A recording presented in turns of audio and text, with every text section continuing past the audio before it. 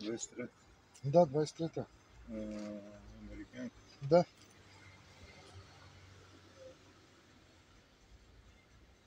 Но те са 23-та година, то вече всичко това е модерно, разбираш. Да, абсолютно.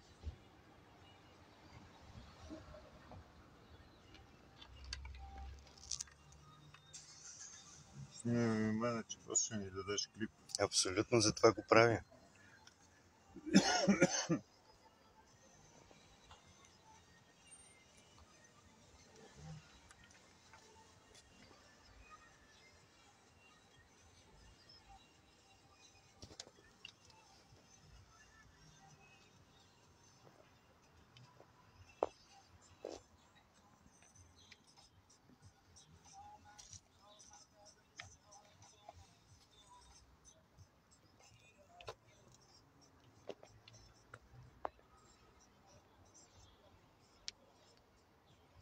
Американска машина. Да. Не е лоша никак. Супер е даже.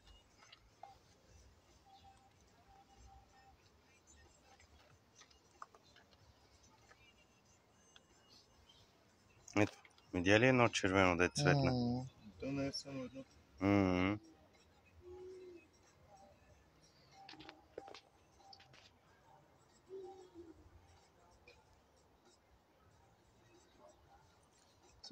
Тройка с гарнитура.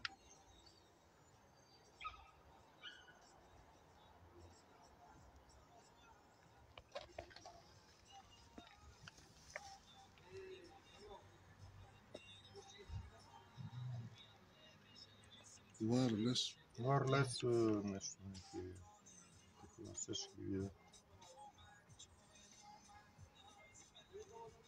Значи това са меморизирани грешки по принцип. Смисъл, направило го от нещо. Нали? Обаче ниво сензор за ниво на горивото.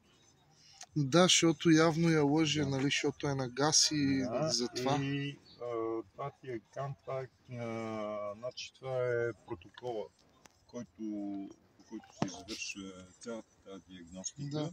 Да. Имаме някакво изключване и така нататък. Сега би трябвало, като го изчиста, да ги махне. Не стана? Махне. Но това е BS дава някаква грешка и дало.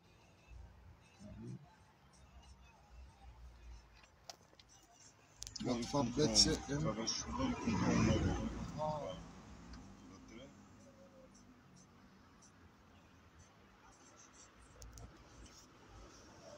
И го изключиш по същия начин. Да.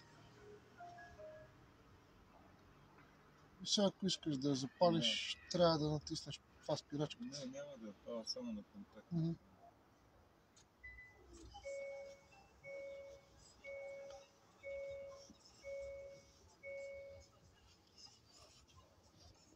Трябва да се изчисти, защото това са меморизирани грешки, в смисъл временни, обаче докато не ги изчистиш, ти държат.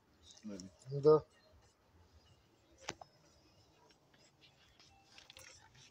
Вече е 6. Това ще отиде при тия с гъста и да си го оправят това, дето... Не вярвам да такова. Нали? Защото тя е, примерно да речем, по-скоро е дала някаква комуникационна грешка в момента и веднага го е отбелязал. Нали? И това е смисъл, не се налага нещо да се прави според мен. Да. Ако ти се появи пак, нали, ще е нещо подобно.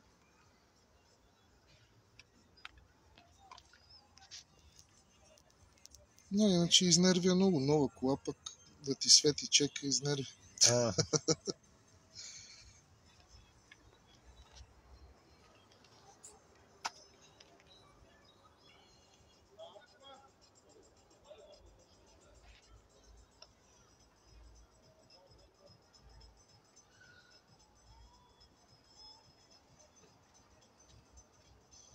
Да, чисто е. Супер. Да.